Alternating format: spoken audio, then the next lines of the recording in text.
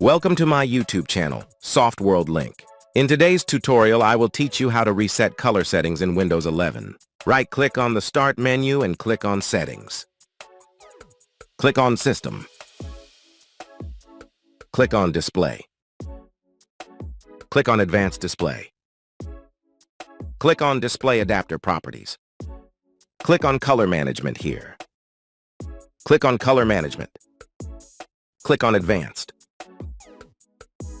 Click on Change System Defaults. Click on Advanced here.